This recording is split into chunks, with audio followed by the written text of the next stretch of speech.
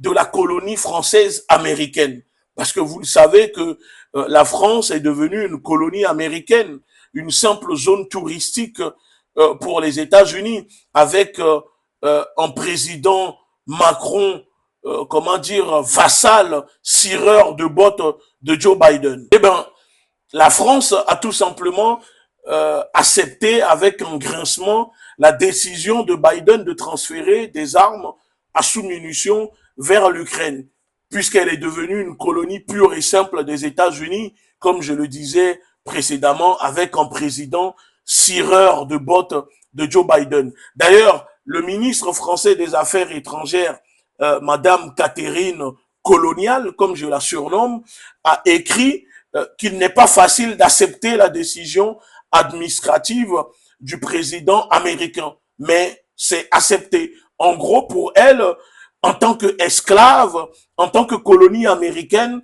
la France ne peut rien dire ou la France ne peut pas prendre de décision contre la décision, la volonté absolue de son maître américain.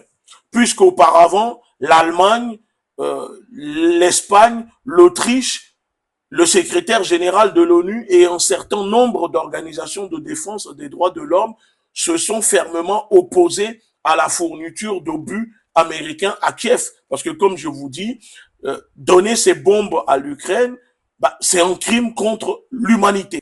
Et donc, la preuve que la France n'est plus qu'une colonie des États-Unis, parce que la France ne peut plus dire non, même aux décisions injustes, indignes, qui, comment dire, la folie des États-Unis à vouloir absolument inciter les Ukrainiens à se sacrifier jusqu'au dernier.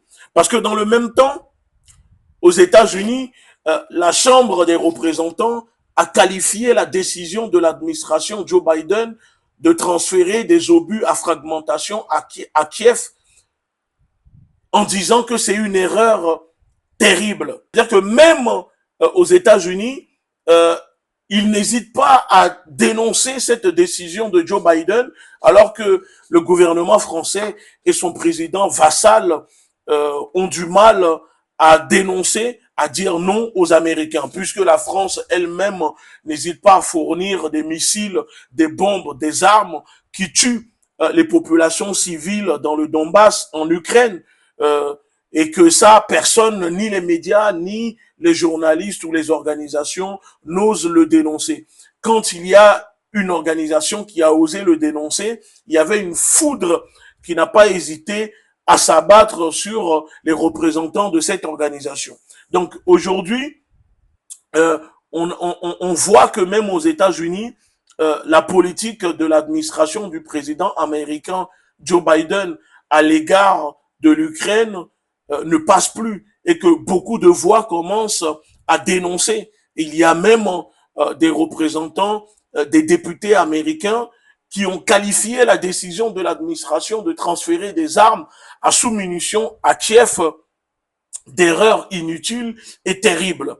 Ça démontre que Biden n'a plus le soutien ni des démocrates ni des républicains. Et puisque les élections présidentielles américaines s'approchent, Biden veut donner tout ce qu'il lui reste dans ce conflit qu'il a déclenché contre la Russie. Et dans le même temps, pour l'expert américain Scott Ritter, à propos de la décision américaine de fournir à l'Ukraine des armes à sous-munitions, l'expert américain dit que ces armes sont inutiles dans la guerre de position.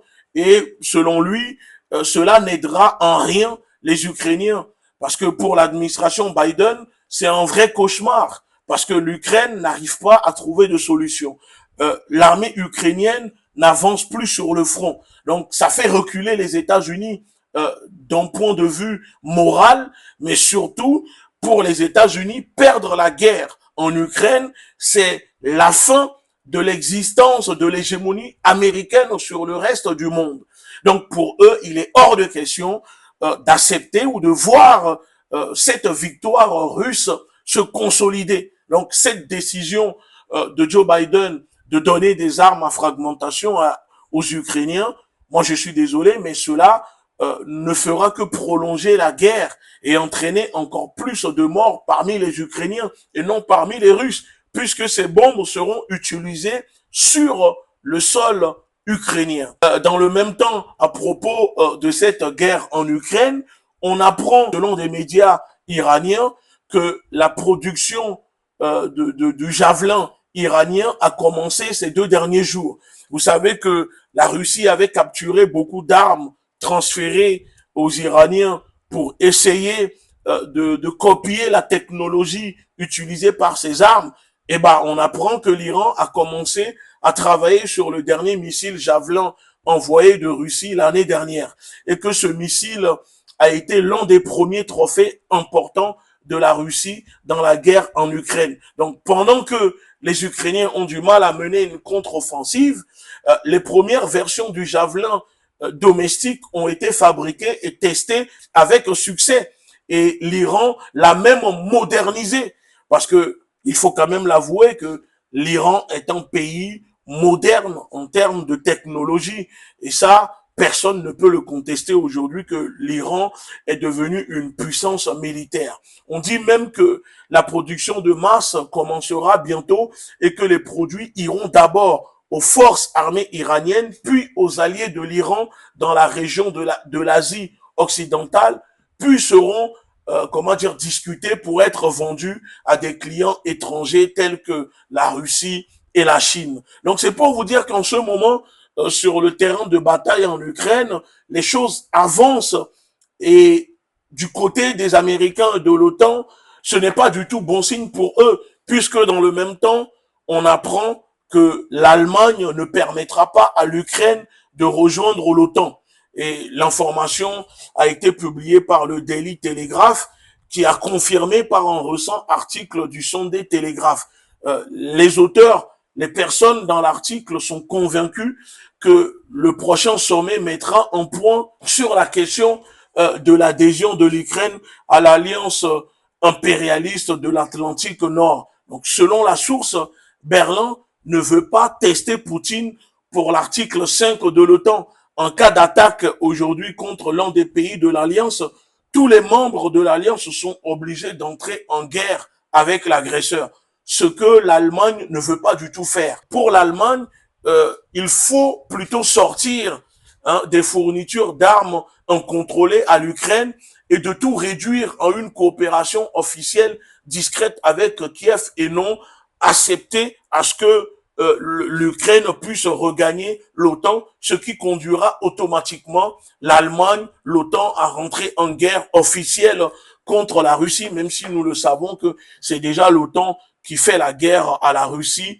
mais par proxy en Ukraine. Donc, avec tout ce que je viens de vous dire, vous comprenez que les Occidentaux, l'OTAN, ont du mal vraiment à contenir la progression de l'armée russe sur le champ de bataille en Ukraine et que les Ukrainiens sont désespérés. Non seulement les Ukrainiens sont désespérés, mais les États-Unis aussi sont en totale panique.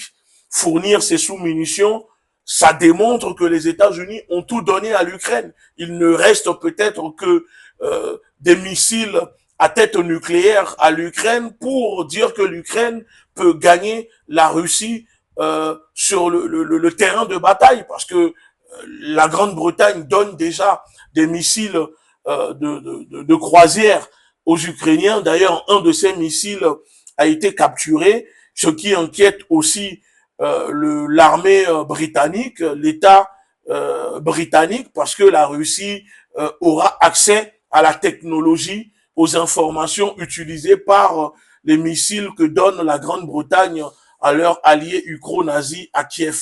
Et dans tout ça, vous savez que les affaires continuent, parce que oui, le plus gros acheteur de l'hydrocarbure, malgré les sanctions, parce que il y a les paroles et les actes, en première position, il y a la Chine, et en deuxième position, il y a l'Union européenne. Et on apprend même que la Finlande, qui vient d'intégrer l'OTAN, a repris les achats de gaz parce que malheureusement, ils ne peuvent pas vivre sans les ressources, l'hydrocarbure de la Russie. Voilà pourquoi aujourd'hui, plus la guerre perdure, plus la Russie sera en position de force. Et c'est ça que les États-Unis veulent éviter. Vite à me laisser vos avis. Dites-moi ce que vous pensez dans les commentaires pour qu'on puisse échanger. N'hésitez pas à liker la vidéo. N'hésitez pas à vous abonner à la page. Je vous dis à très bientôt. Ciao.